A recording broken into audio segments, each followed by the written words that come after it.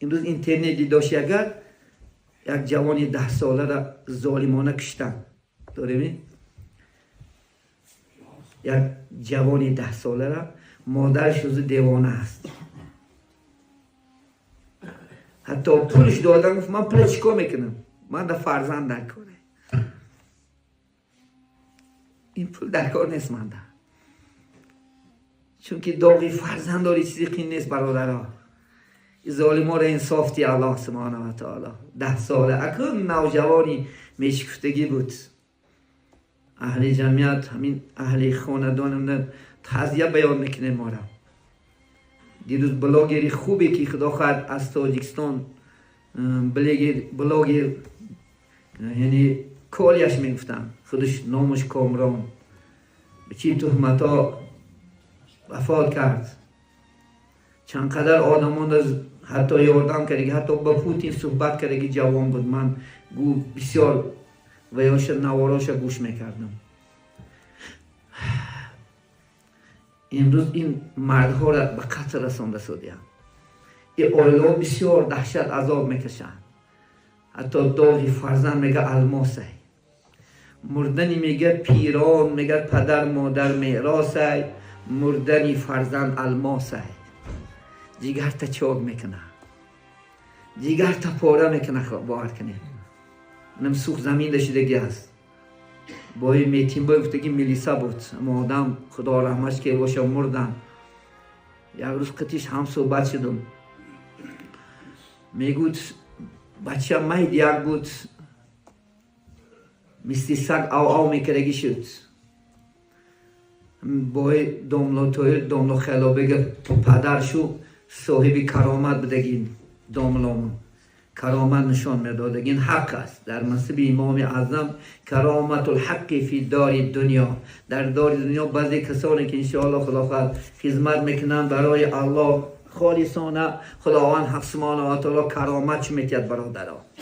همون مصطفی در سخنش میگه همسرم گفت که هم پیشی آخر جورت داملا برش یک وظیفش کنه آخر تزک شود.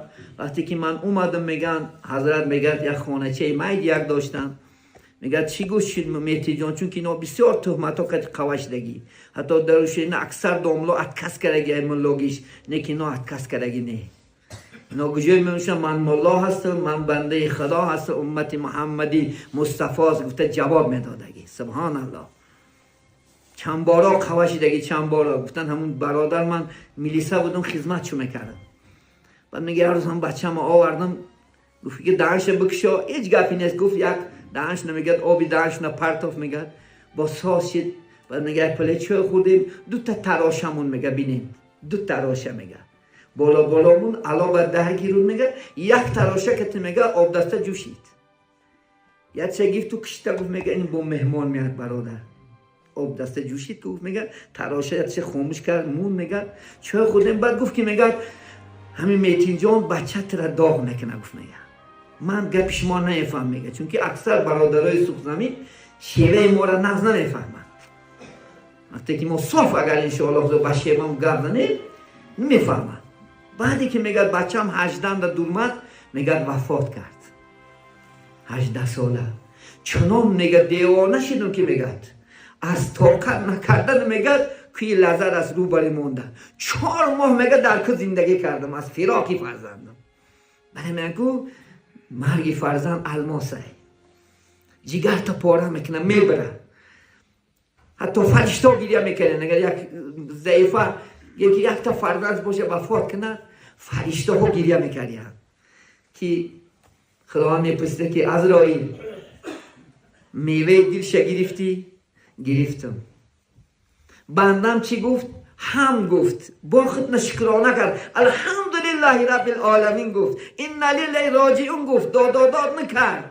خدا میفته که در جنت برای این صابر یعنی قصر به نام هم بنا کنه.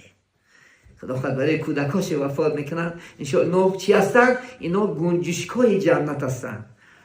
خدا خواهد همین مادرم خدا هم انشاءالله که قابل جان نامشو به دست، خدا خواهد انشاءالله به این مادر صبری جمیل عطا می‌نماییم.